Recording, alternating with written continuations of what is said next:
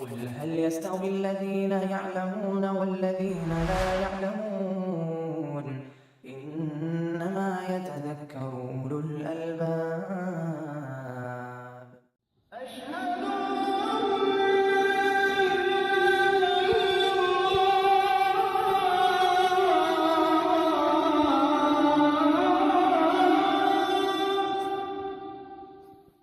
بسم اللہ الحمد للہ والصلاة والسلام علی رسول اللہ وعلى آلہ واصحابہ ومن اہتدى بہداہ اما بعد فعن ابی قتادة رضی اللہ عنہ قال كان رسول اللہ صلی اللہ علیہ وسلم يصلي بنا فيقرأ في الظہر والعصر في الركعتين الأوليين بفاتحة الكتاب وسورتين ويسمعنا الآية أحيانا ويطول الركعة الأولى ويقرأ في الأخريين بفاتحة الكتاب متفق علیہ۔ ابو قتادہ انصاری رضی اللہ عنہ کی حدیث آپ کے سامنے پڑھی گئی، اور اس کے ساتھ ہی ابو سعید خدری رضی اللہ عنہ کی روایت بھی آنے والی ہے۔ اس کے بعد نبی کریم صلی اللہ علیہ وسلم کی نماز میں قرأت کی کیفیت کیا ہوتی تھی اور کتنی مقدار قرأت کی ہوتی تھی، اس کا بیان ہے۔ ابو قتادہ رضی اللہ عنہ سے روایت ہے، فرماتے ہیں کہ رسول اللہ صلی اللہ علیہ وسلم ہم لوگوں کو نماز پڑھاتے تھے۔ کان رسول اللہ صلی اللہ علیہ وسلم یصلی بنا، صلی بالناس یعنی اما، صلی کا صلہ جب بے آئے گا تو امامت کرنے کا معنی۔ رسول اللہ صلی اللہ علیہ وسلم ہم لوگوں کو نماز پڑھاتے یعنی ہماری امامت کرتے تھے۔ چنانچہ ظہر میں اور عصر میں پہلی دو رکعتوں کے اندر، یا کہہ لیجیے کہ ظہر و عصر کی پہلی دو رکعتوں کے اندر فاتحۃ الکتاب اور دو سورت پڑھتے تھے۔ وَيُسْمِعُنَ الْآيَةَ أَحْيَانًا، اور بسا اوقات آیتوں کو بھی سناتے یا کوئی آیت سناتے، یعنی بلند آواز سے پڑھ لیتے۔ اور پہلی رکعت نماز کی، کوئی بھی ظہر اور عصر کی نماز میں پہلی جو رکعت ہوتی وہ لمبی ہوتی۔ پہلی دو رکعت میں نبی صلی اللہ علیہ وسلم فاتحۃ الکتاب اور سورتین پڑھتے، بسا اوقات آیتوں کو سناتے بھی، اور رکعت اولا لمبی ہوتی۔ وَيَقْرَأُ فِي الْأُخْرَيَيْنِ، اور آخری دو رکعتوں کے اندر صرف فاتحۃ الکتاب پڑھتے، متفق علیہ۔ یقرأ فی الظہر والعصر، ظہر و عصر کے اندر فی الرکعتین الاولیین، اولیین تثنیہ ہے اولا کا، اور اولا مؤنث ہے اول کا، یعنی پہلی دو رکعتیں، تو اولیین اولا کا تثنیہ اور اولا اول کا مؤنث، اور اس کی ضد اخریین، اخرا کا تثنیہ، آخری دو رکعت۔ تو اول دو رکعتوں کو اولیین، رکعتین الاولیین، اور آخری دو رکعتوں کو رکعتین الاخریین۔ معلوم یہ ہوا کہ پہلی دو رکعتوں کے اندر رسول گرامی صلی اللہ علیہ وسلم فاتحۃ الکتاب یعنی سورہ فاتحہ پڑھتے اور دو سورت پڑھتے، یعنی دو سورت ہوتا ہے ہر رکعت میں ایک ایک سورت، فاتحۃ الکتاب کے علاوہ ایک ایک سورت، جیسا کہ بخاری کی روایت میں ہے بفاتحۃ الکتاب وسورہ وسورہ، وسورہ سورہ، یعنی فاتحۃ الکتاب کے بعد ایک سورت پہلی رکعت میں، اور فاتحۃ الکتاب کے بعد ایک سورت دوسری رکعت کے اندر۔ اب یہ سورت جیسا کہ ہم لوگ جانتے ہیں آیات کے مجموعے کو کہتے ہیں، جس کا اول ہوتا ہے، جس کا آخر ہوتا ہے۔ جیسے قل هو اللہ احد سورہ اخلاص ہے تو اس کا آغاز ہے قل هو اللہ احد سے، اور اختتام ہے ولم یکن لہ کفوا احد۔ کئی آیتوں کا مجموعہ ہے جی، جس کی اول بھی ہے اور آخر بھی ہے، اور ایک خاص نام سے وہ موسوم ہے، سورہ اخلاص، سورہ فلق، سورہ ناس، اس طرح سے اس کو سورہ کہتے ہیں۔ قرآن مجید کی چند آیات کا مجموعہ جس کا اول بھی ہو، آخر بھی ہو، اور خاص نام سے وہ موسوم۔ تو ہر رکعت کے اندر، ابتدائی دو رکعتوں میں ہر رکعت کے اندر سورہ فاتحہ کے ساتھ ایک سورت ملاتی، اور دوسری آخری جو دو رکعتیں ہوتی، آخری دو رکعت تیسری اور چوتھی، اس کے اندر صرف سورہ فاتحہ پڑھتے، متفق علیہ۔ بیچ میں ایک لفظ آیا کہ وَيُسْمِعُنَ الْآيَةَ أَحْيَانًا، احیان ہین کی جمع، ہین کہتے ہیں وقت کو، چاہے وہ قلیل ہو یا کثیر ہو، اس کو ہین کہتے ہیں۔ اور یہ عمل تکرار کے ساتھ ہوتا ہے، کیونکہ کانا رسول اللہ کانا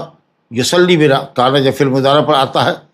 تو بظاہر یا فی الغالب دوام اور استمرار کا فائدہ دیتا ہے، فی الغالب اکثر ایسا ہوتا ہے،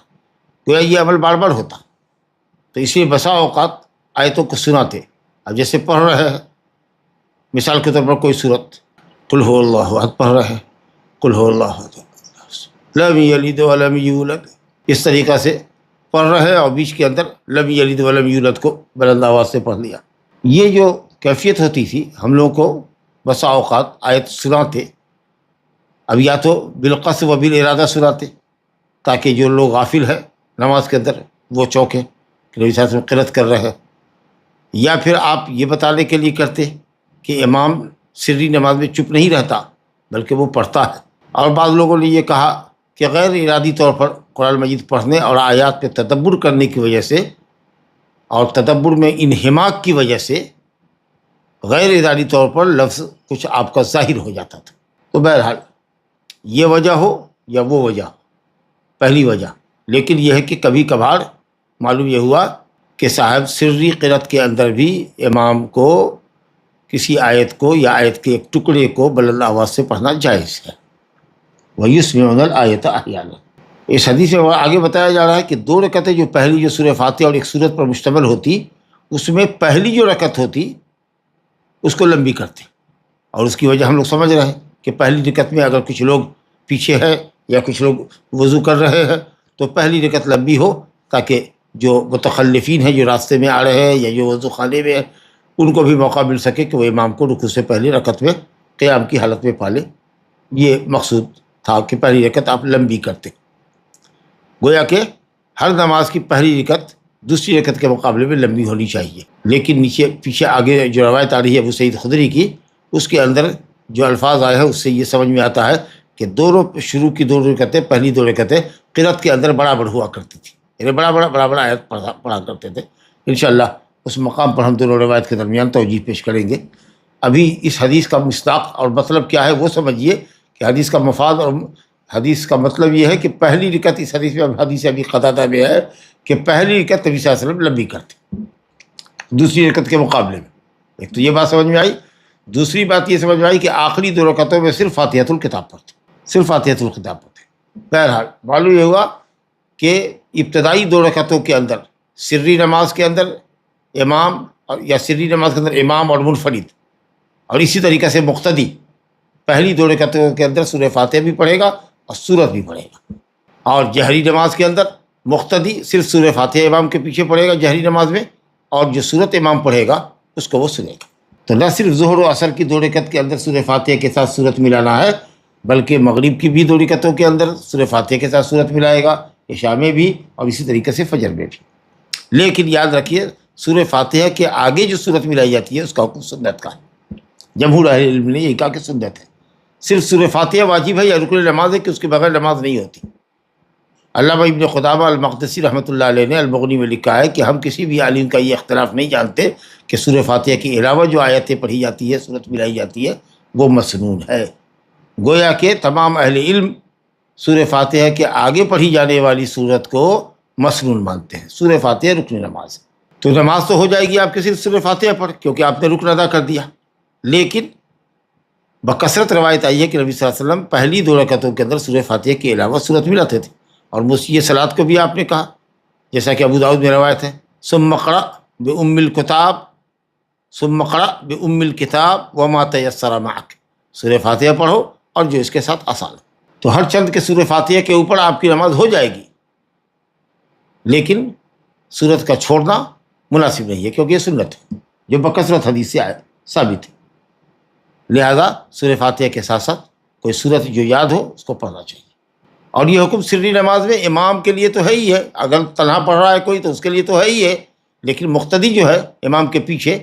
وہ بھی یہ سمجھتے ہیں کہ صرف سورہ فاتحہ پڑھ کے رہنا ہے. نہیں بھائی، سورہ فاتحہ کے علاوہ آپ کو بھی سورت پڑھنا ہے، بلکہ جب تک امام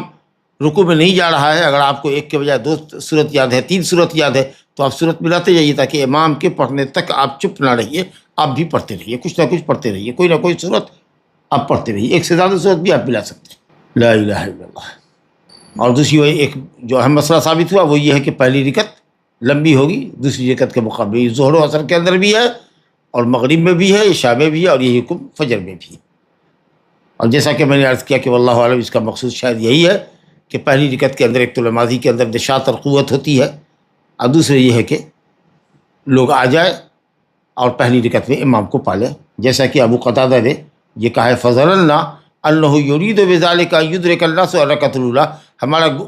غالب گمان یہ ہے کہ نبی صلی اللہ علیہ وسلم پہلی رکعت کو اس لیے لمبی کرتے تھے تاکہ آپ چاہتے تھے کہ لوگ پہلی رکعت کو پالے امام کے ساتھ۔ اب جو اس کے بعد جو ابو سعید خدری کی روایت آئے گی اس سلسلے میں پھر گفتگو ہوگی کہ وہ کہہ رہے ہیں کہ پہلی اور دوسری رکعت دونوں ہی برابر ہوتی تھی۔ بہرحال پہلی رکعت کو دوسری کے مقابلے میں لمبا کرنا چاہیے، اور ائمہ مساجد کو، نماز پڑھانے والے ائمہ کو اس بات کا خیال رکھنا چاہیے۔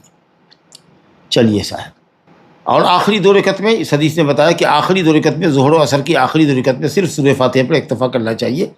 یہی حکم عشاء کی آخری 2 رکعتوں کا ہے، یہی حکم مغرب کی آخری رکعت کا ہے، لیکن ابو سعید خدری کی روایت آ رہی ہے اس کے اندر ایسا اشارہ ملے گا جس سے لگے گا کہ ظہر کی نماز میں نبی صلی اللہ علیہ وسلم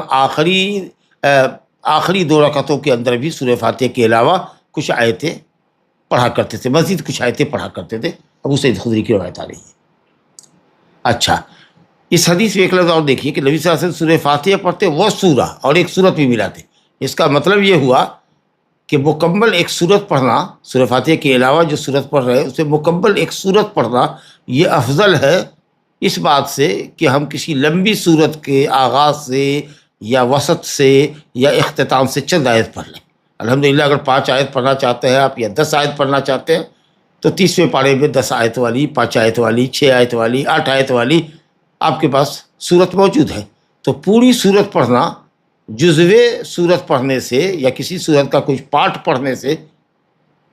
کوئی حصہ پڑھنے سے بہتر ہے، اس لیے کہ پوری جب صورت ہوتی ہے تو وہ ایک آیت دوسری آیت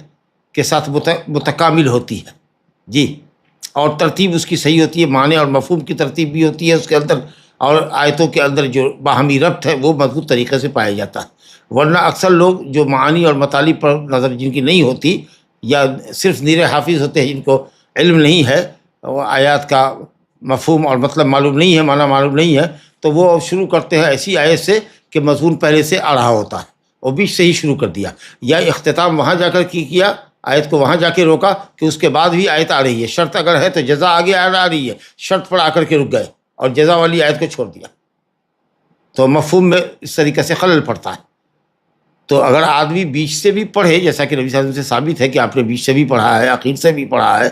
اور سورہ مومنین کی ابتدائی آیات بھی آپ نے پڑھی ہے، یہاں تک کہ جب موسیٰ اور ہارون کے ذکر پر آئے فجر کی نماز میں تو آپ کو کھانسی آئی تو پھر آپ رکوع میں چلے گئے، اور قرآن نے کہا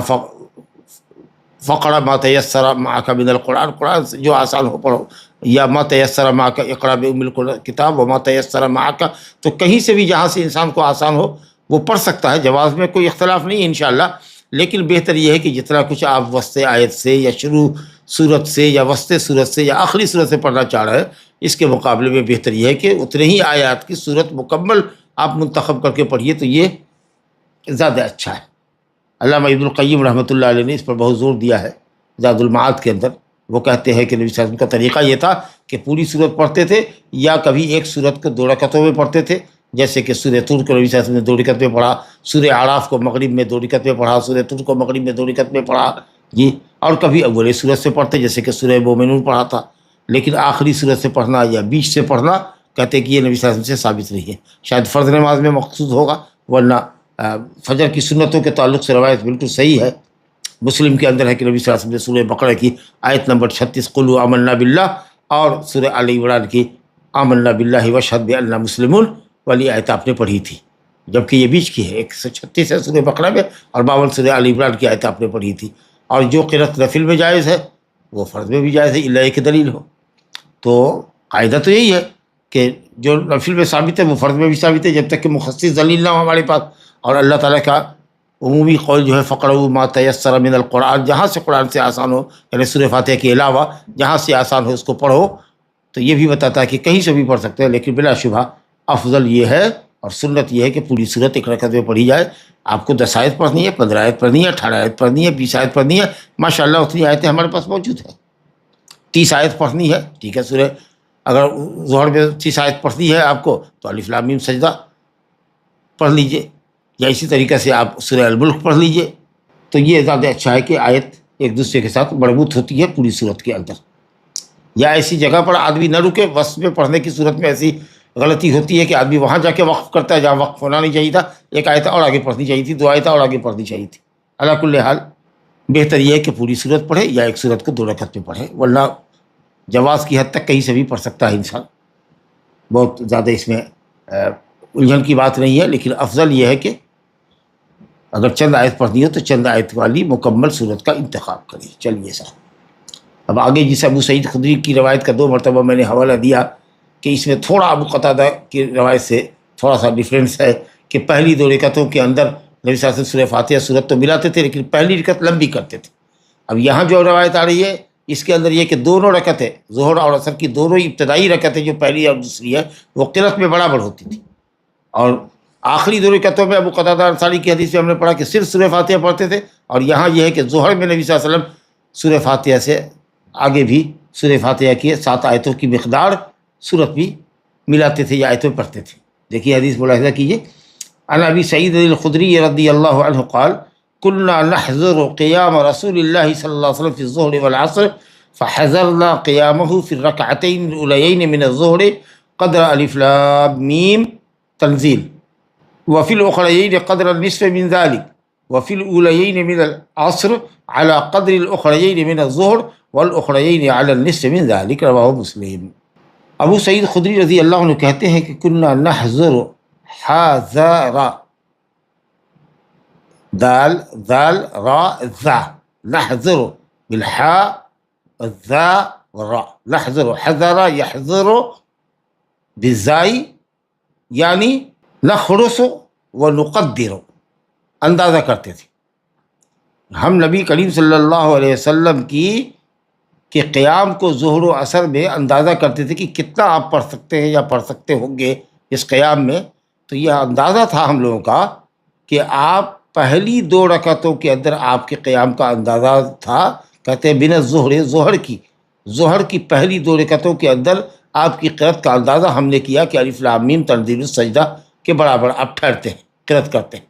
یہ جو الف لام میم تنزیل ہے جو سورہ سجدہ کے نام سے 21ویں پارے میں ہے، جس کو فجر کی فرض نماز کی اول رکعت میں پڑھتے ہیں عام طریقہ سے علماء اہل حدیث یا ائمہ اہل حدیث مساجد کے اندر، 30 آیتوں پر مشتمل ہے۔ تو گویا کہ ابو سعید خدری رضی اللہ عنہ کہتے ہیں کہ ہم نبی صلی اللہ علیہ وسلم کے قیام کو ظہر کی پہلی 2 رکعتوں کے اندر اندازہ کرتے تھے کہ آپ الف لام میم تنزیل سجدہ کے برابر ٹھہرتے ہیں۔ تو 30 آیت ہو گئی۔ سورہ فاتحہ کے علاوہ الف لام میم تنزیل سجدہ ہے، یا چلیے اگر الف لام میم تنزیل سجدہ کے برابر گویا کہ 30 آیت پڑھتے تھے تو 7 آیت سورہ فاتحہ کی ہے، اور 22-23 آیت گویا کہ ایک تقریبی ہے، ایک اندازے سے کہہ رہے ہیں 28 ہو جائے، 29 ہو جائے، 30 ہو جائے، 31-32 ہو جائے، تو 7 آیت سورہ فاتحہ کی ہے، اور 20 سے لے کر کے 22 آیت تک یا 23 آیت تک آپ صلی اللہ علیہ وسلم ظہر کی پہلی 2 رکعتوں میں سورت پڑھتے یا آیت سورہ فاتحہ کے ساتھ ملاتے۔ کہتے ہیں وفی الاخرى، معلوم یہ ہوا کہ پہلی 2 رکعتوں کے اندر قیام کی مقدار ایک ہی ہوتی، یہی ثابت کر رہا ہے کہ پہلی 2 رکعتوں کے اندر قیام نبی صلی اللہ علیہ وسلم کا برابر ہوتا تھا، جبکہ ابو قتادہ انصاری کی روایت میں ہے کہ نبی صلی اللہ علیہ وسلم پہلی رکعت کو لمبی کیا کرتے تھے۔ اب کچھ لوگ یہ کہتے ہیں کہ قرأت میں تو برابری ہوتی تھی، پہلی دوسری رکعت دونوں کی قرأت ایک طرح کی ہوتی تھی برابر، لیکن پہلی رکعت اس لیے لمبی ہو جاتی تھی کہ آپ اس میں دعائے سلام پڑھتے تھے، دعائے استفتاح، تعوذ، تسمیہ پڑھتے تھے، جبکہ دوسری رکعت میں صرف تسمیہ مستحب ہے سورہ فاتحہ سے پہلے، تعوذ اور صلاۃ تو ہے نہیں دوسری رکعت کے اندر، اس اعتبار سے وہ لمبی ہوتی تھی، ورنہ قرأت برابر ہوتی تھی۔ جبکہ ظاہری حدیث ابو قتادہ کا تقاضا یہ کہ پہلی رکعت کو قصداً آپ لمبی کرتے تھے تاکہ جو لوگ راستے میں ہے یا مسجد میں وضو میں خالے میں ہے وہ آ ملے آپ کے ساتھ پہلی رکعت کے اندر۔ تو اب علماء میں اختلاف ہوا کہ صاحب کیا ابو قتادہ کی روایت کے مطابق پہلی رکعت کو لمبی کرے یا پہلی اور دوسری رکعت ظہر کی دونوں برابر کرے؟ تو کچھ لوگ ترجیح کی طرف مائل ہوئے ہیں کہ نہیں، ابو قتادہ انصاری کی روایت راجح ہے، اس لیے کہ وہ متفق علیہ روایت ہے، اور یہ جو ابو سعید خدری کی روایت ہے وہ مسلم کی روایت ہے۔ دوسرا یہ کہ وہاں وہ بالکل جزم کے ساتھ اور پورے وثوق کے ساتھ کہتے ہیں کہ نبی صلی اللہ علیہ وسلم کان یطول فی الرکعۃ الاولی، پہلی رکعت لمبی کیا کرتے تھے، جبکہ یہاں یہ کہتے ہیں کہ ہم لوگ اندازہ کرتے تھے، ہمارا اندازہ اور تخمینہ ہے کہ نبی صلی اللہ علیہ وسلم کی پہلی 2 رکعتیں ظہر میں 30 آیت کی مقدار ہوتی، تو یہاں اندازہ ہے اور وہاں بالیقین وہ کہتے ہیں کہ پہلی رکعت لمبی ہوگی۔ تو ظاہر ہے کہ جو بات جزم اور یقین کے ساتھ کہی جائے وہ اندازے کے اوپر مقدم ہوگی۔ اب کچھ لوگوں نے یہ کہا کہ بھائی جمع تطبیق کر لیں،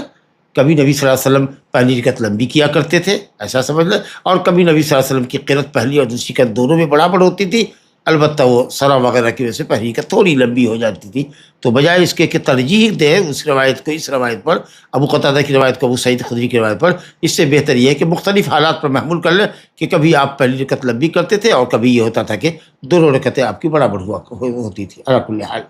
یہ تطبیق ہے۔ چلیے صاحب، اور آخری 2 رکعت جو ظہر کی پڑھتے، ابو سعید خدری کہتے کہ اندازہ ہمارا یہ تھا کہ آخری 2 رکعتیں پہلی 2 رکعتوں کا نصف ہوتی، تو اگر پہلی رکعت کے اندر اندازہ ان کا یہ ہے کہ 30 آیت، تو اس کا مطلب یہ ہے کہ آخری 2 رکعت ظہر میں 15 آیت ہوگی، 14 آیت ہوگی، اور ظاہر ہے کہ سورہ فاتحہ تو 7 ہی آیت ہے۔ تو اس سے بعض علماء نے استنباط یہ کیا ہے کہ آخری 2 رکعتوں میں صرف ظہر کی نماز میں، یاد رکھیے گا، صرف ظہر کی آخری 2 رکعتوں کے اندر سورہ فاتحہ کی 7 آیتوں کی مقدار کسی صورت کا اضافہ اس میں کیا جا سکتا ہے، یا آیتوں کو اس میں کسی صورت سے ملایا جا سکتا ہے، انشاءاللہ جائز ہے۔ چلیے کبھی اس پر بھی عمل کر لیا جائے کہ آخری 2 رکعتوں کے اندر بھی ظہر میں ملا لے امام صاحب۔ اب امام صاحب سورہ فاتحہ کے بعد چلے گئے اور آپ ملانے پر لگے ہوئے، تو ایسا نہیں، بلکہ یہ دیکھیے کہ اگر اچھا کوئی امام ہوتے ہیں کہ ماشاءاللہ اطمینان کی قرأت کرتے ہیں، اور مقتدی حضرات ذرا حذر کے ساتھ تیزی کے ساتھ پڑھتے ہیں، تو انہوں نے پڑھ لیا اور ابھی امام رکوع میں جا نہیں رہا ہے، تو چلیے ظہر کی نماز ہے تو کچھ ایسے ہی 3-4 آیتوں والی صورت اگر آپ کو یاد ہے، انا اعطینہ یا سورہ الکافرون یا سورہ الفیل وغیرہ، تو آپ پلا لیجیے۔ تو یہ صرف ظہر کی آخری 2 رکعتوں میں، یہ بات یاد رکھیے گا۔ کہتے ہیں وفی الاولیین من العصر، جبکہ عصر کی پہلی 2 رکعتوں کے اندر نبی صلی اللہ علیہ وسلم کے قیام اور قرأت کی مقدار ظہر کی آخری 2 آیتوں کی مقدار ہوا کرتی تھی۔ تو اب یہاں تو بالکل واضح ہوا کہ عصر میں نبی صلی اللہ علیہ وسلم پہلی 2 رکعتوں میں ظہر کی آخری 2 رکعتوں کی مقدار پڑھتے، ظاہر ہے کہ عصر کی پہلی 2 رکعتوں میں سورہ فاتحہ کے علاوہ سورت بھی ملاتے تھے، تو اس سے معلوم ہوا کہ ظہر کی آخری 2 رکعتوں میں نبی صلی اللہ علیہ وسلم 14-15 آیت کے اندازے سے پڑھتے تھے۔ تو جتنا آخری 2 آیتیں پڑھتے، آخری 2 رکعت پڑھتے تھے ظہر میں، اتنی قرأت نبی صلی اللہ علیہ وسلم کی عصر کی پہلی 2 رکعتوں میں ہوتی، اور جتنی پہلی 2 رکعت ہوتی، مثال کے طور پر 15 آیت اگر عصر کی پہلی 2 رکعتوں میں پڑھا تو علی النصف اس کا آدھا یا 7 آیت یعنی صرف سورہ فاتحہ پر اکتفا کرتے آخری 2 رکعتوں میں۔ تو پہلی 2 رکعتوں کے اندر ظہر میں 30 اور علی النصف اس کا آدھا تقریباً 15 آیتیں آخری 2 رکعتوں میں ظہر کی، اور 15 جو آخری آیت رکعتوں میں ظہر کی پڑھتے، اتنی مقدار یعنی 15 آیت کی مقدار عصر کی پہلی 2 رکعتوں میں پڑھتے، اور اس کا بھی آدھا گویا کہ 7 آیت آخری 2 رکعتوں میں عصر کی پڑھا کرتے تھے۔ تو یوں ترتیب ہو گئی، لخبطہ نہیں ہونا چاہیے۔ پہلی 2 رکعتوں میں ظہر کی 30 آیت، دوسری 2 رکعتوں میں ظہر کی 15 آیت، عصر کی پہلی 2 رکعتوں کے اندر 15 آیت، اور آخری 2 رکعتوں کے اندر 7 آیت صرف سورہ فاتحہ۔ تو کبھی کبھار پر محمول کر لیجیے کہ کبھی ایسا عمل کرے، کبھی ویسا عمل کرے، کبھی صرف سورہ فاتحہ پر اکتفا کرے، کبھی سورہ فاتحہ کے علاوہ ظہر میں 7 آیت کی مقدار سورت ملا لے، اور کبھی یہ ہے کہ پہلی رکعت کو لمبی کرے، دوسری رکعت کو اس کے مقابلے میں قرأت میں بھی چھوٹی کرے، سب انشاءاللہ جائز ہے۔ مختلف اوقات میں مختلف احوال پر امام عمل کریں۔ اسی باب میں ایک حدیث اور لے کر کے آئے ہیں، وعن سلیمان بن یسار قال كان فلان يطيل الأوليين من الظهر ويخفف العصر ويقرأ في المغرب بقصار المفصل وفي العشاء بوسطه وفي الصبح بطواله. فقال أبو هريرة رضي الله عنه ما صليت وراء أحد أشبه صلاة برسول الله صلى الله عليه وسلم من هذا. أخرجه النسائي بإسناد صحیح۔ سلیمان بن یسار بڑے بزرگ تابعی، عطا ابن یسار مشہور تابعی ہیں، ان کے بھائی ہیں سلیمان بن یسار الہلالی، حضرت میمونہ بنت حارث رضی اللہ عنہ ام المومنین کے آزاد کردہ غلام تھے، بڑے تابعین میں سے تھے، بڑے فقیہ فاضل آدمی تھے، بلکہ مدینہ کے 7 مشہور قراء کے اندر، مشہور علماء کے درمیان فقہائے مدینہ 7 کے اندر ان کا شمار ہوتا ہے۔ مورخین نے لکھا ہے کہ سن 103 میں ان کا انتقال ہوا ہے، اور سن 27 ہجری میں پیدائش، 27 ہجری میں پیدائش اور 103 میں انتقال، گویا کہ 76 ایئرس الحمدللہ زندگی پائی ہے انہوں نے۔ یہ کہتے ہیں کہ کانا فلان، فلاں شخص جو ان کے زمانے میں مدینہ کا گورنر تھا اور امامت کیا کرتا تھا، مجھے معلوم نہیں ہو سکا کہ کون شخص اس زمانے میں گورنر تھا ان کے زمانے میں انشاءاللہ تفصیل دیکھوں گا، اگر نام معلوم ہوا تو پھر آپ سے اس کو دوسرے درس میں شیئر کروں گا۔ کہتے کانا فلان،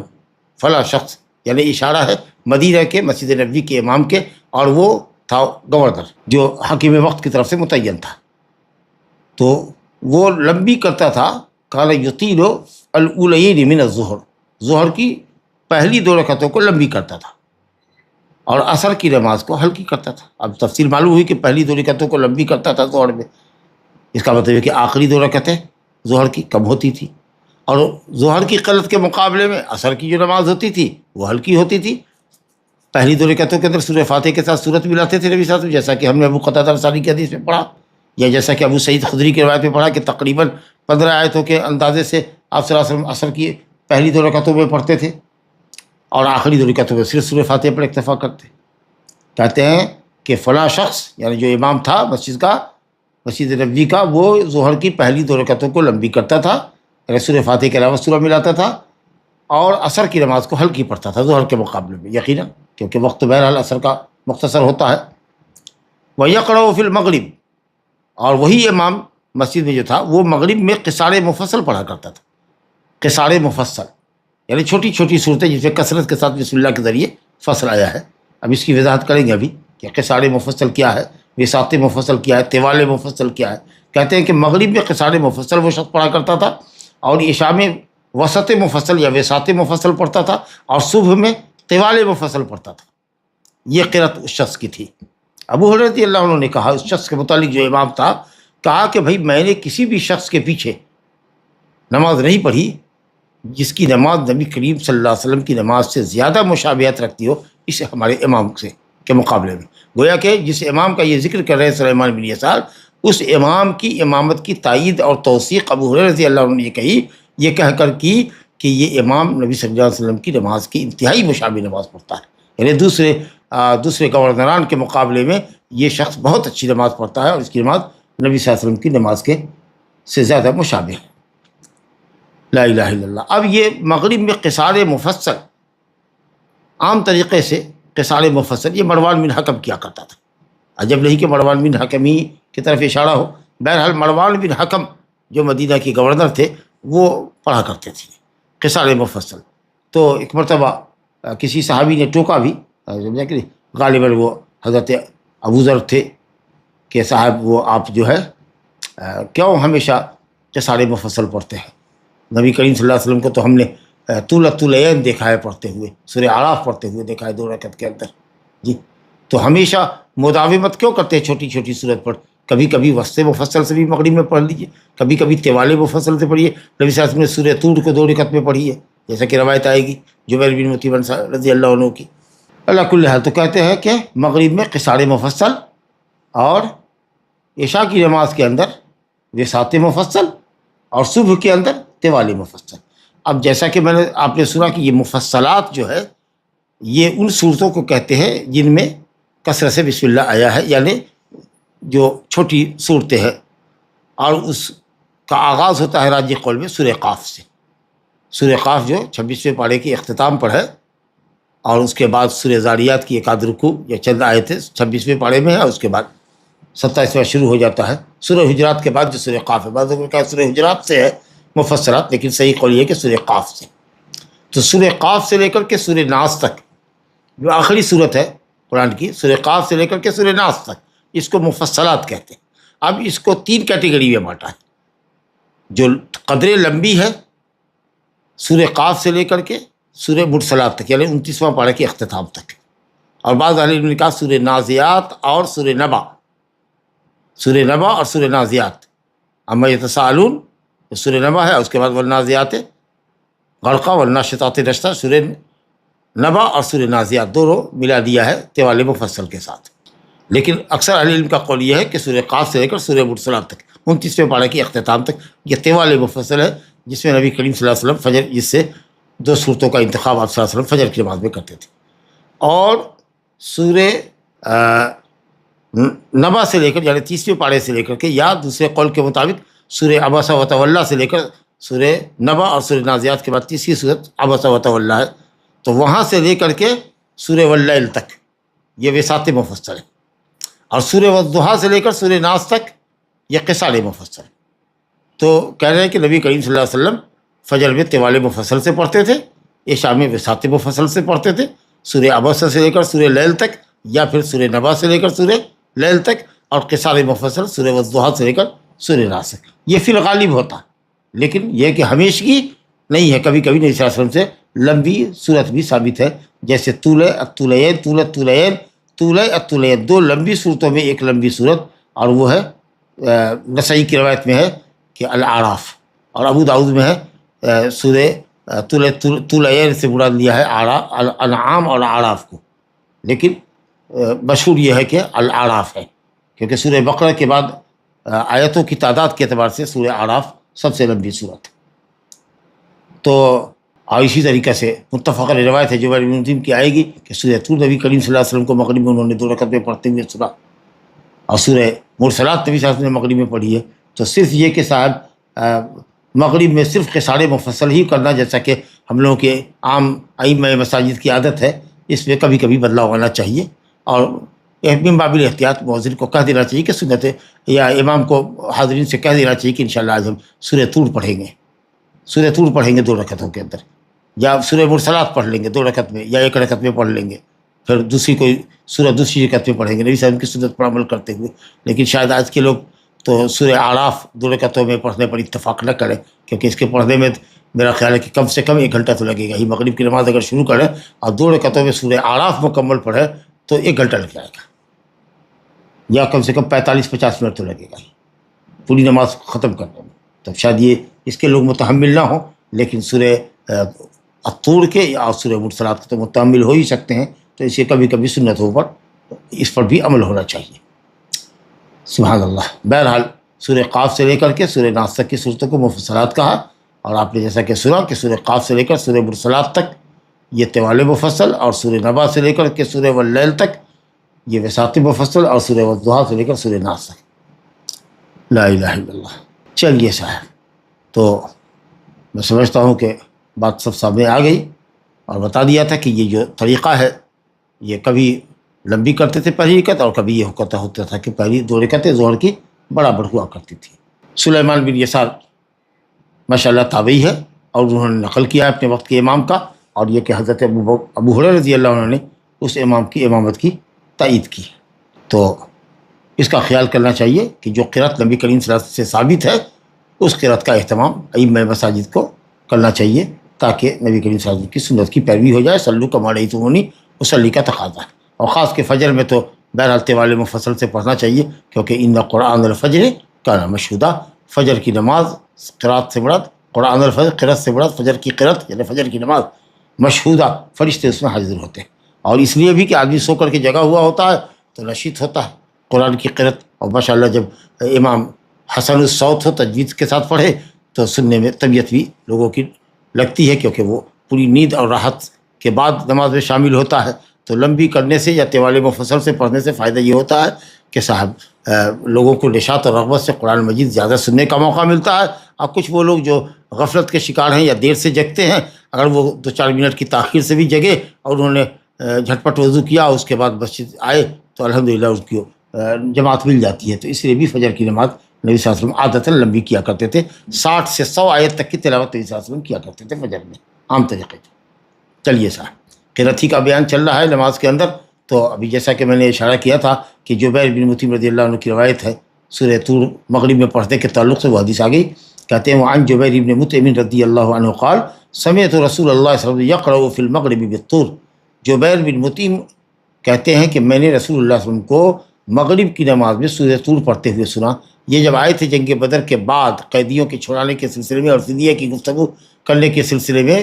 تو اس وقت انہوں نے سنا تھا. اور اسی کی ایک آیت پر ام خلقوا من غیر شیء ام هم الخالقون، کیا ام خلقوا من غیر شیء، کیا یہ یوں ہی پیدا کر دیے گئے ہیں، ان کا کوئی خالق نہیں ہے، یا یہ کہ یہ خود خالق ہے. یہ اللہ تعالیٰ نے سوال کیا کہ پوچھو ان مشرکین سے کہ یہ خود اپنے آپ کے خالق ہیں یا ان کو کسی نے پیدا کیا ہے.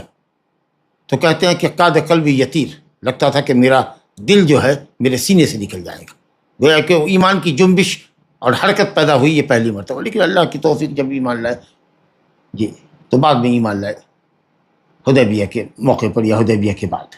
تو جبیر بن مطعم نے اس وقت جو سنا تھا حالت کفر میں اس کو بیان کرے حالت اسلام میں. اس سے بہت بڑا اصول یہ معلوم ہوا کہ اگر کوئی کافر حدیث کو حالت کفر میں سنے تو اس کو وہ حالت کفر میں بیان نہیں کر سکتا ہے،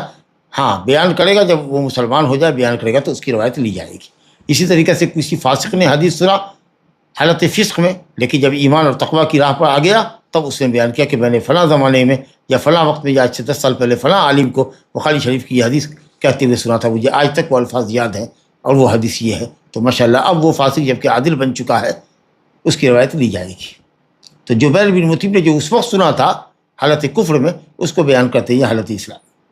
میں نے رسول اللہ سے سنا تھا یا سنا پڑھتے ہوئے مغرب میں سورہ طور کا۔ تو معلوم یہ ہوا کہ مغرب کی نماز میں کبھی کبھی لمبی صورت ہونی چاہیے، لمبی صورت ہونی چاہیے، ہمیشہ قصار مفصل سے نہیں ہونا چاہیے، بلکہ بعض اہل علم نے کہا کہ ہمیشگی برتنا خلاف سنت ہے، تاکہ ایسا نہ سمجھا جائے کہ صاحب مغرب میں قصار مفصل ہی پڑھا جاتا ہے، جیسا کہ میں نے عرض کیا کہ مروان ابن الحکم عادتاً مغرب میں قصار مفصل کیا کرتے تھے، تو زید بن ثابت رضی اللہ عنہ نے ان پر انکار کیا اور کہا کہ کیا بات ہے، ما لک تقرأ فی المغرب بقصار المفصل، کیا ہے آپ کو، کیا یعنی آپ کیوں ایسا کرتے ہیں مغرب میں قصار مفصل پڑھتے ہیں، جبکہ میں نے نبی صلی اللہ علیہ وسلم کو طول الطولین 2 لمبی صورتوں میں سے ایک لمبی صورت پڑھتے ہوئے یعنی سورہ اعراف پڑھتے ہوئے میں نے سنا ہے۔ حدیث بخاری شریف کی، ابو داؤد میں ہے، نسائی میں ہے، اور اسی طریقہ سے بخاری اور مسلم میں یہ ہے، ام الفضل بنت حارث جو حضرت ابن عباس کی والدہ ہیں، وہ کہتی ہیں کہ میں نے ابن عباس کہتے ہیں کہ ام الفضل بنت حارث نے کہا کہ سمعتہ یقرأ بہ بالمرسلات، جب ابن عباس نے مغرب کی نماز پڑھی تو سورہ مرسلات پڑھا، تو نماز کے بعد ان کی والدہ ام الفضل نے کہا کہ بیٹا تم نے آج کی اس قرأت سے مجھے یاد دلا دیا کہ نبی صلی اللہ علیہ وسلم کی آخری نماز جو مغرب میں ہوئی تھی اپنے گھر میں، اس میں آپ نے سورہ المرسلات پڑھا تھا۔ یہ کہہ کر کے ام الفضل نے یہ ثابت کر دیا کہ ایسا نہیں ہے کہ صاحب شروع دور میں آپ نے سورہ مرسلات پڑھی تھی مغرب میں اور بعد میں چھوٹی چھوٹی صورتیں آپ نے پڑھی، گویا وہ عمل منسوخ ہے، بلکہ کوئی منسوخ اور نسخ کا دعویٰ نہیں کرنا چاہیے، اور اگر کوئی منسوخ کی بات کرتا ہے تو یہ کہا جائے گا کہ سب سے آخری نماز نبی صلی اللہ علیہ وسلم کی جو مغرب میں ہوئی ہے اپنے گھر میں، اس سے تو سورہ مرسلات آپ نے پڑھا ہے۔ تو بہرحال منسوخیت کا کوئی ناسخ اور منسوخ کا کوئی قاعدہ یہاں نہیں ہے، بس یہ صرف بتانا ہے کہ نبی صلی اللہ علیہ وسلم کی آخری نماز میں سورہ مرسلات ہوا تھا، لہٰذا یہ نہیں سمجھنا چاہیے کہ یہ پہلے کا واقعہ ہے اور بعد میں قصار مفصل نبی صلی اللہ علیہ وسلم پڑھنے لگے، نہیں، بلکہ آخر زندگی میں بھی آپ نے مغرب کی نماز جو گھر میں پڑھی ہے اسے سورہ مرسلات پڑھا ہے، لہٰذا کوئی چیز منسوخ نہیں ہے، عام طریقے سے قصار مفصل پڑھے، لیکن کبھی کبھار وہ سورہ مرسلات پڑھ لے، سورہ طور پڑھ لے۔ جی، حضرت عائشہ رضی اللہ عنہ کی بھی روایت ہے، یہ نسائی میں سند صحیح ہے، کہ وہ کہتی ہیں کہ رسول اللہ صلی اللہ علیہ وسلم نے مغرب کی نماز میں سورہ اعراف پڑھا تھا 2 رکعتوں کے اندر۔ جی، یہ روایت نسائی کی اور حدیث صحیح ہے زید بن ثابت کی۔ اور تو آپ نے سن ہی لیا کہ صاحب یہ مروان بن حکم پر اعتراض کیا تھا زید بن ثابت نے کہ نبی صلی اللہ علیہ وسلم نے سورہ اعراف کی تلاوت کی ہے مغرب کی 2 رکعت میں، اور ابن عباس رضی اللہ عنہ نے سورہ مرسلات پڑھی تو والدہ نے کہا ان کے ام الفضل بنت حارث نے کہ صاحب نبی کریم صلی اللہ علیہ وسلم نے آخر جو میں نے سنا رسول اللہ سے پڑھتے ہوئے مغرب میں اپنے اہل میں، وہ مغرب کی نماز میں سورہ مرسلات پڑھا تھا، لا الہ الا اللہ۔ تو کبھی کبھار مغرب میں اس بات خیال رکھنا چاہیے۔ چلیے، قرأتی کا باب چل رہا ہے ابھی، اس میں سے نبی صلی اللہ علیہ وسلم کے عام نمازوں کا جو طریقہ ہے وہ تو سنا، لیکن خاص طریقے سے فجر کی نماز جمعہ کے دن نبی صلی اللہ علیہ وسلم کی خاص قرأت ہوا کرتی تھی، چنانچہ یہ حدیث متفق علیہ ہے آپ کے سامنے۔ عن ابی ہریرہ رضی اللہ عنہ قال کان رسول اللہ صلی اللہ علیہ وسلم یقرأ فی صلاۃ الفجر یوم الجمعہ الف لام میم تنزیل السجدہ وهل اتى على الانسان متفق علیہ وللطبرانی من حدیث ابن مسعود یدیم ذلک۔ ابو ہریرہ رضی اللہ عنہ فرماتے ہیں کہ رسول اللہ صلی اللہ علیہ وسلم صلاۃ الفجر میں جمعہ کے دن صلاۃ الفجر میں الف لام میم تنزیل السجدہ اور هل اتى على الانسان پڑھا کرتے تھے۔ الف لام میم تنزیل سجدہ یعنی سورہ سجدہ جو 30 آیتوں پر مشتمل، اور اسی طریقے سے سورہ الدہر مکمل صورت پڑھتے تھے۔ جب کہا گیا کہ الف لام میم تنزیل سجدہ پڑھتے تھے اور هل اتى على الانسان پڑھتے تھے تو معلوم یہ ہوا کہ نبی کریم صلی اللہ علیہ وسلم بکمال و تمام دونوں صورتوں کو 2 رکعتوں میں پڑھتے تھے۔ عام طریقے سے اہل حدیثوں کے یہاں بھی کم ہی، اب دوسروں کے یہاں تو خیر شاذ و نادر ہی کوئی پڑھتا ہو، لیکن اہل حدیثوں کے یہاں بھی کچھ آیت آدھی ادھوری کر کے چھوڑ دیتے ہیں۔ الف لام میم تنزیل سجدہ سے 2 رکوع پڑھ لیا، اور اسی طریقے سے سورہ دہر سے بھی 1 رکوع پڑھ لیا، تو پوری صورت نہیں پڑھتے ہیں۔ تو اہل علم نے بہت سخت انکار کیا ہے کہ اگر سنت پر عمل کرنا ہے تو پوری صورت پڑھو۔ چنانچہ بہت سے لوگ اگر نہیں ان کو یاد ہے تو وہ دوسری سورت پڑھتے ہیں لیکن مکمل پڑھتے ہیں یہ، یا اگر سورہ یہ پڑھنا ہے تو پھر اس میں جو آدھا ادھورا کرتے ہیں، یا ایک سورہ سجدہ کے دو رکعتوں میں لے جاتے ہیں، یا کچھ آیتیں سجدہ کی پہلی رکعت میں پڑھا، پھر سورہ دہر کی سورہ انسان کی دوسری رکعت میں پڑھا، یہ عمل سب خلاف سنت ہے۔ اب یہ جو دو صورتوں کا انتخاب نبی صلی اللہ علیہ وسلم سورہ جمعہ میں یعنی جمعہ کے دن فجر کی نماز میں کرتے تھے، اس کی خاص وجہ ہے کہ اس میں انسان کے مبدأ تخلیق، آغاز تخلیق کا ذکر ہے، مقصد تخلیق کا ذکر ہے، اور مقصد کی تکمیل اور عدم تکمیل کے نتیجے میں جنت اور جہنم کی رحمت اور عذاب کا ذکر ہے۔ تو یہ سب جو ہے وہ بہت امپورٹنٹ دن ہے، اور جمعہ کے دن انسان پیدا کیا گیا۔ جمعہ کے دن اللہ تعالیٰ نے حضرت آدم کو پیدا کیا، اور آدم کی پیدائش کا مقصد اللہ تعالیٰ کی عبادت، تو انسان کی پیدائش کا ذکر، انسان کے تخلیق کا مقصد بیان کیا گیا، اور پھر عبادت اور اطاعت الہی کی بجاوری کے نتیجے میں جنت کا استحقاق، اور عدم بجاوری کی شکل میں جہنم کا استحقاق۔ یہ سب جو چیزیں ہیں وہ انسان کو چوکنا کرتی ہیں اور پیدائش کے مقصد سے آگاہ کرتی ہیں، کیونکہ وہ جمعہ کا دن ہے۔ آدم علیہ السلام کو اللہ نے جمعہ کے دن پیدا کیا، اور حضرت آدم علیہ السلام جمعہ کے دن ہی جنت سے نکالے گئے کہ دنیا میں جاؤ اور اپنی قوم سے، اپنے بچوں سے زمین کو آباد کرو۔ اور حضرت آدم علیہ السلام کی موت بھی جمعہ کے دن واقع ہوئی تاکہ اپنے عمل کی جزا اچھی جنت میں وہ پا سکیں، اور قیامت بھی قائم ہوگی، کیونکہ قیامت اگر قائم نہ ہو تو پھر جنتی جنت میں کیسے جائے گا، اور بد عمل جہنم میں، کافر مشرک منافق اب بد عمل کیسے جہنم میں جائے گا۔ تو اسی لیے قیامت کا ہونا بھی ضروری ہے، اور یہ بھی نعمت ہی ہے۔ تو اسے یہ نہیں سمجھنا چاہیے کہ صاحب اس میں کمال کی کیا بات ہوئی کہ قیامت قائم، ارے بابا قیامت قائم نہ ہو اور حضرت آدم کی موت نہیں ہوتی تو آدم جنت میں کیسے جاتے، اور قیامت قائم نہیں ہوگی تو حساب کتاب نہیں ہوگا تو پھر بندے جنت میں کیسے جائیں گے۔ تو بہرحال یہ جمعہ کی فضیلت کے اندر آیا ہے کہ اللہ تعالیٰ نے جمعہ کے دن حضرت آدم کو پیدا کیا، اور اسی دن جو جنت سے نکالے بھی گئے، وہ خرجا منہا فی یوم الجمعہ، اور اسی کے بعد ان کی موت بھی ہوئی، وفیہ ماتا، اور اس دن آپ کا انتقال ہوا، وفیہ تقوم الساعہ، اور جمعہ ہی کے دن قیامت قائم ہوگی۔ تو اس سب اعتبار سے جو مقاصد ہیں اس کے اعتبار سے یہ دونوں صورت بہت مناسب ہیں۔ کچھ لوگ کہتے ہیں کہ صاحب چلو اگر یہ نہیں ہے تو کوئی اور سورہ پڑھ لو جس میں سجدہ ہو۔ بھائی مقصد سجدہ نہیں ہے، مقصد معنی کے اعتبار سے جو ابھی بتایا گیا یہ ہے اصل۔ تو کوئی اگر سورہ سجدہ کے علاوہ کوئی اور سورت پڑھتا ہے، مثال کے طور پر سورہ نجم پڑھ لے، سورہ انشقاق پڑھ لے، یا کوئی اور سورت پڑھ لے جس میں سجدہ ہے، یا سجدہ کی آیت کے آگے اور پیچھے سے کچھ آیتوں کو پڑھ لے اور یہ سمجھے کہ ہم نے سجدہ کر لیا، یہ سنت ادا نہیں ہوگی۔ سنت ادا ہوگی تبھی جب کہ سورہ سجدہ پڑھے، الف لام میم تنزیل السجدہ، لا الہ الا اللہ۔ آگے کہا ہے، طبرانی میں ہے، روایت ابن مسعود کے اسی کی حدیث ہے، یہ تو ابو ہریرہ کی روایت متفق علیہ پڑھا، طبرانی میں، طبرانی صغیر میں، طبرانی نے اپنی صغیر میں ابن مسعود سے جو روایت نقل کی ہے سند کے ساتھ، اس میں ہے کہ یدیم ذالک، نبی صلی اللہ علیہ وسلم اس پر دوام برتتے تھے۔ لیکن ابن عساکر نے تاریخ دمشق میں طبرانی کے ہی حوالے سے ذکر کیا ہے، تو یدیم ذالک کا لفظ نہیں ہے، اس لیے علی نے کہا ہے کہ اس لفظ کے ثبوت میں شک ہے۔ پھر یہ ہے کہ ابن ماجہ میں ابو الاحوص نے ابن مسعود سے جو روایت کی ہے اس کے اندر بھی یتیم و ذالکہ کہ اس کے اوپر دوام برتتے تھے یہ لفظ نہیں ہے، لہذا اہل علم نے کہا کہ اس اضافے کے اوپر دل مطمئن نہیں ہے کہ ہمیشہ پڑھتے تھے، اور اسی لیے شاید اسی لیے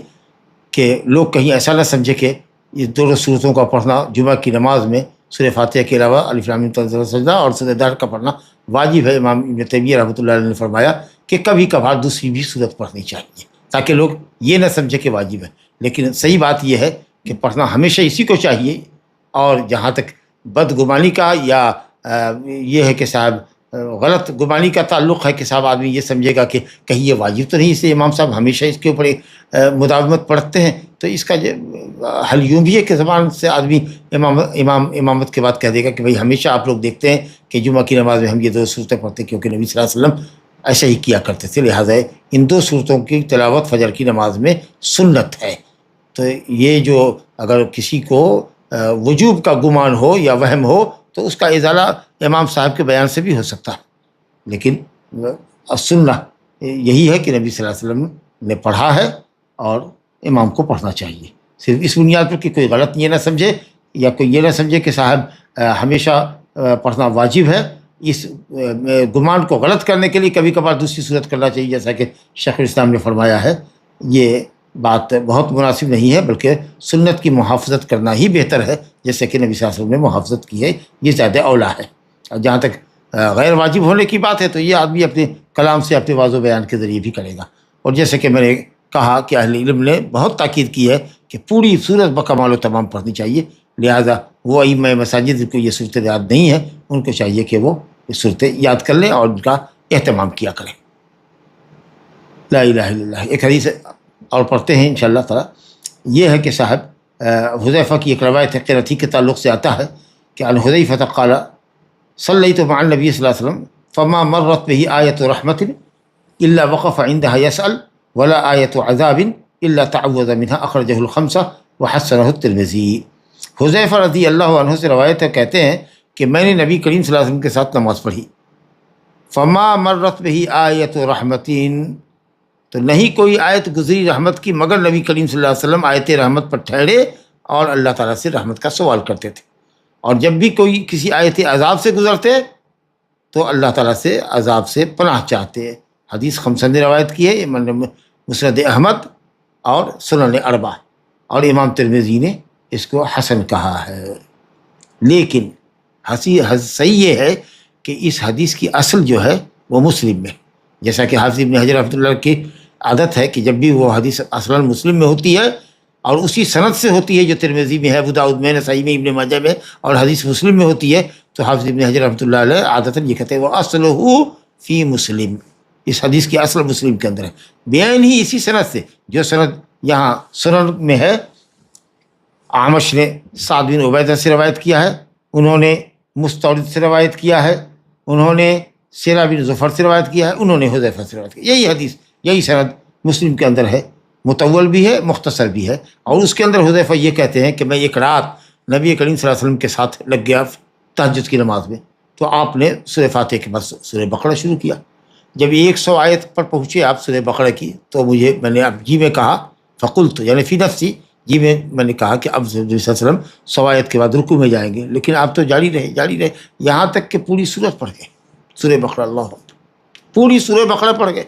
اب خیال ہوا کہ اب رکوع میں جائیں گے، لیکن آپ نے سورہ نساء پڑھا، اور نساء پڑھا تو پوری نساء پڑھ گئے، سورہ نساء پڑھ گئے۔ اس کے بعد پھر نبی کریم صلی اللہ علیہ وسلم نے سورہ آل عمران شروع کیا، یہاں تک کہ آل عمران ختم کر دیا، سورہ بقرہ، سورہ نساء اور سورہ آل عمران۔ یہی معلوم ہے کہ صورتوں میں ترتیب ضروری نہیں ہے جی۔ تو یہ بتائیے کہ ماشاء اللہ تقریباً گویا کہ 5 پارہ کے قریب آ جاتا ہے، 5 پارہ سمجھا کہ 5ویں پارے کے بڑے حصے تک سورہ نساء ہے، اس کے بعد مائدہ ہے۔ اللہ اکبر، اتنی لمبی قرأت نبی صلی اللہ علیہ وسلم کی، وکان مترسلا، ٹھٹ کے پڑھتے، اور اسی میں ہے کہ جب آیت رحمت سے گزرتے تو اللہ تعالیٰ سے رحمت کا سوال کرتے، آیت عذاب سے گزرتے تو آیت عذاب سے گزر کر کے اللہ تعالیٰ کے عذاب سے پناہ چاہتے، تسبیح کی آیت سے گزرتے تو اللہ کی تسبیح اور تحمید بیان کرتے۔ یہ پورا واقعہ ہے مسلم کے اندر جو حذیفہ نے بیان کیا ہے۔ اور اس کے بعد جب آپ نے رکوع کیا تو ماشاءاللہ سبحان ربی العظیم کہا، اور اتنی دیر تک رکوع میں رہے، تقریباً جتنا دیر قیام میں رہے، اللہ اکبر، اللہ، اور پھر سمع اللہ لمن حمدہ کہہ کے اٹھے تو اتنی دیر تک لمبا قیام کیا جتنا کہ تقریباً رکوع میں آپ ٹھہرے تھے، اللہ اکبر۔ پھر سجدہ کیا، اور سجدہ بھی قریب آپ کے قیام کے برابر تھا۔ کتنی طویل تر نماز نبی صلی اللہ علیہ وسلم نے پڑھی، اور یہ ایک رکعت کا حال ہے، لا الہ الا اللہ۔ امام ترمذی نے اس کو حسن کہا ہے، حدیث حسن ہے الحمدللہ، بلکہ مسلم کی روایت ہے، تو ترمذی کا جو نسخہ موجود ہے اس میں انہوں نے حدیث حسن صحیح بھی کہا ہے۔ ممکن ہے حافظ ابن حجر کے پاس جو نسخہ رہا ہو اس میں امام ترمذی نے صرف حسن کہا ہو، لا الہ الا اللہ۔ تو اب اس سے تو یہ معلوم ہوا کہ مصلی کو چاہیے کہ تدبر سے نماز پڑھے، آیت رحمت سے گزرے تو اللہ تعالیٰ سے رحمت کا سوال کرے، اور عذاب کی آیت پر عذاب سے پڑھنا چاہیے۔ لیکن جیسا کہ آپ نے محسوس کیا اور دیکھا، اور میں نے عبارت پڑھی آپ کے سامنے، اس کا ترجمہ کیا مسلم کے حوالے سے، کہ یہ تہجد کی نماز میں ہوا تھا، اور تہجد کی نماز میں لمبی قرأت ہوتی ہی ہے، اور اس طریقے سے آیت رحمت پر ٹھہرنا، آیت عذاب پر ٹھہرنا، رحمت کا سوال کرنا، عذاب سے پناہ چاہنا، اس بات کی دلیل ہے کہ حضور قلب کے ساتھ نماز پڑھنا چاہیے، اور قرآن مجید کی آیت میں خوب غور و فکر کرنا چاہیے. لیکن اس طرح کا ٹھہراؤ اور آیت رحمت پر آیت کا سوال، عذاب کی آیت پر عذاب سے پناہ، اس طرح کا عمل نبی کریم صلی اللہ علیہ وسلم سے فرض نماز میں ثابت نہیں ہے. تو بعض علماء کہتے ہیں کہ جو نفل میں ثابت ہے وہ فرض میں بھی ثابت ہے. نفل اور فرض کا کوئی فرق نہیں ہے. جیسا کہ آپ نے سنا کہ جو چیز فرض میں ہے نفل میں ثابت ہے وہ فرض میں ہوگا، جو فرض میں ثابت ہے وہ نفل میں ہوگا. یہ اللہ ہے کہ دلیل آگے. اور دوسرا قول یہ کہ نہیں یہ فرض نماز میں ایسا نہیں ہے، خاص کر کے امام کے حق میں، کیونکہ اگر ایسا منقول نہیں ہے نبی سے، کیونکہ یہ ایسا منقول نہیں ہے نبی صلی اللہ علیہ وسلم سے.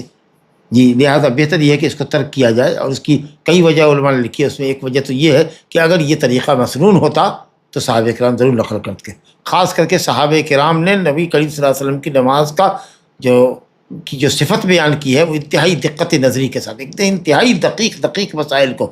یعنی بالدقہ جس کو کہہ سکتے ہیں، ایک دم ڈیپلی نبی کریم صلی اللہ علیہ وسلم کی سنت کو نقل کیا ہے انہوں نے. تو اگر اس طرح کی بات ہوتی اور نبی صلی اللہ علیہ وسلم قرأت کرتے مان لو کہ جہری قرأت کر رہے ہیں، کرتے اگر کسی رحمت کی آیت پر آتے اور آپ ٹھہرتے وہاں پر، جس سے اندازہ ہوتا کہ آپ رحمت کا سوال کر رہے ہیں، تو پوچھتے جیسے کہ حضرت ابو ہریرہ نے پوچھا نا کہ یا رسول اللہ آپ تکبیر تحریمہ کہتے ہیں اور نیت باندھتے ہیں اور اس کے بعد سورہ فاتحہ پڑھتے ہیں جہری قرأت، اس بیچ میں جو آپ خاموش رہتے ہیں، ما تقول فی اسکاتک، یہ اس خاموشی کے وقفے میں آپ کیا پڑھتے ہیں؟ تو آپ نے کہا کہ میں کہتا ہوں اللہم باعث بینی و بین خطایا. دعا استفتاح آپ نے پوری پڑھ کے سنائی. تو اگر اس طریقے سے نبی صلی اللہ علیہ وسلم کا وقفہ ہوا کرتا تو کبھی تو کوئی صحابی پوچھتے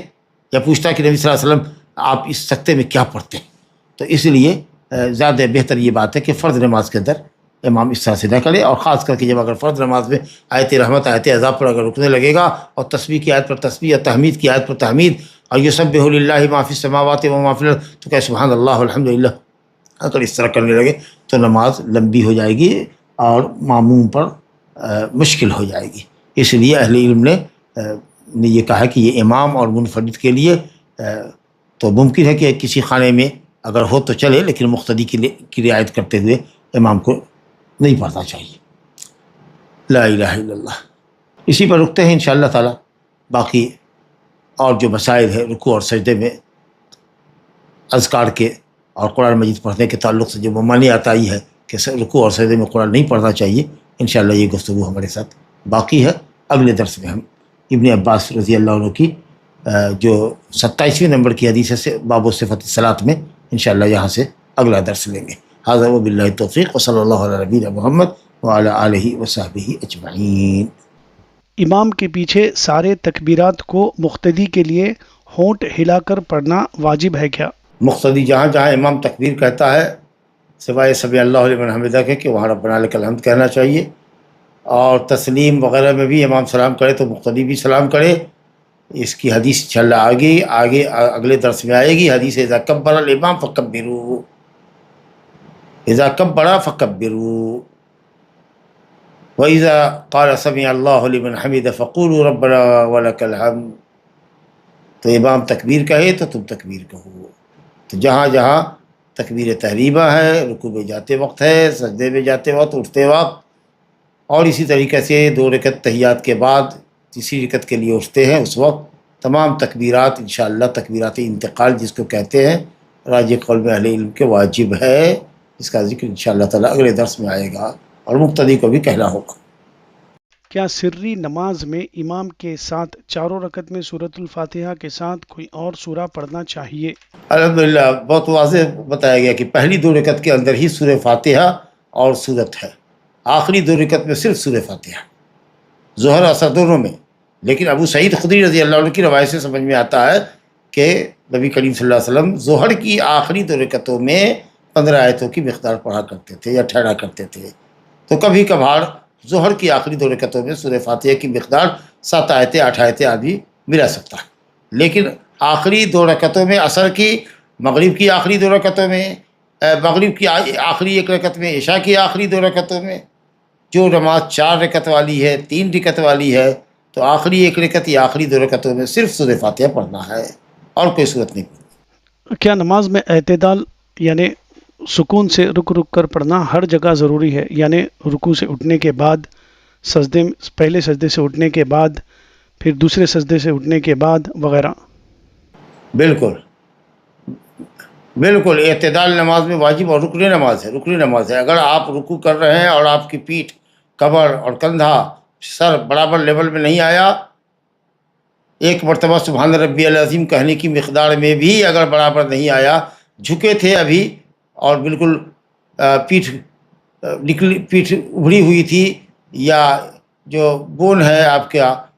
بیک بون جو ہے آپ کی وہ ابھی ابھری ہوئی ہے، یا سر جھکا ہوا ہے، آپ ابھی جھکے نہیں کہ اٹھ گئے، اور اسی طریقے سے آپ سجدے میں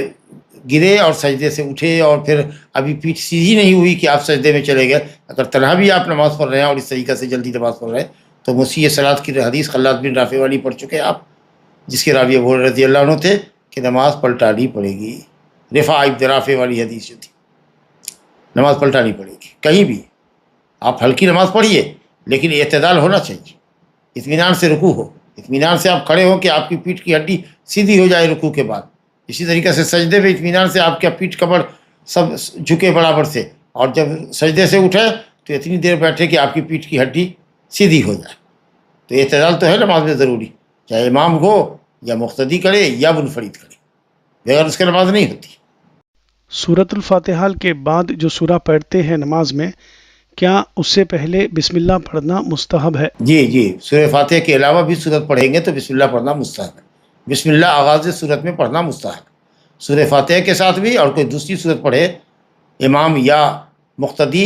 سری نماز میں مقتدی بھی پڑھتا ہے تو اس لیے وہ بھی اگر کوئی سورت پڑھنا چاہتا ہے ابتدا سے تو بسم اللہ پڑھے گا۔ سجدے میں یا تشہد میں سلام پھیرنے سے پہلے کسی بھی نماز میں ہم اپنی زبان میں دعا کر سکتے ہیں کیا؟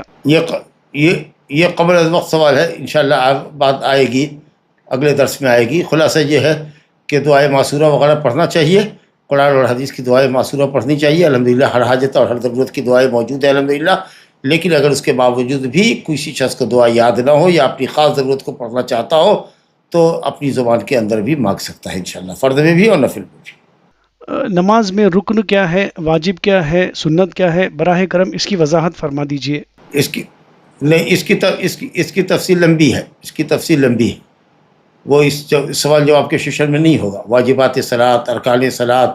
سنن صلاۃ، سنن قولیہ، سنن فعلیہ، ان سب کی تعداد متعدد ہے، مختلف ہے، سمجھا کہ انشاءاللہ جب صفت الصلاۃ ہو جائے گا تو پھر ہم ایک دن اس موضوع کے اوپر کچھ دیر کے لیے آپ کے سامنے خاص اس موضوع پر بات کریں گے کہ واجبات یہ ہے، رکن یہ ہے، وہ اگر آپ چاہیں گے تو ویڈیو سے آپ نقل بھی کر سکتے ہیں، لیکن اس وقت بات صرف یہ کہ قرأت کے اندر سورہ فاتحہ رکن نماز ہے، تکبیر تحریمہ رکن نماز ہے، اور قیام رکن نماز ہے، رکوع رکن نماز ہے، 2 سجدے رکن نماز ہے، اسی طریقے سے تحیات اخیرہ رکن نماز ہے، کہ اگر اس کو قصدن یا سہون اگر آدمی چھوڑ دے تو اس کو پلٹانا پڑے گا، اس عمل کو دوبارہ کرنا پڑے گا، سجدہ سہو کرنا پڑے گا۔ واجب وہ ہے کہ اگر قصدن چھوڑ دے تو رکعت نہیں ہوگی، نماز باطل ہو جائے گی، یا پھر اس رکعت کو پلٹاوے، اور اگر سہون ہو گیا تو سجدے سہو سے کام چل جائے گا۔ اور سنت قولیہ اور فعلیہ وہ ہے کہ جس کو اگر جان بوجھ کے بھی آدمی چھوڑ دے تو نقص نماز میں لازم آئے گا لیکن سجدے سہو لازم نہیں آئے گا۔ تو یہ واجب اور سنت اور رکن کے درمیان کا فرق ہے، لیکن پوری تعداد کے ساتھ کہ ارکان کتنے ہیں، واجبات کتنے ہیں، انشاءاللہ تعالیٰ اس کو الگ سے بیان کیا جا سکتا ہے، اگر حاجت ہوگی تو بیان کریں گے۔ مطولات دیکھیے، یا جو حدیث کے اس پر کتابیں موجود ہیں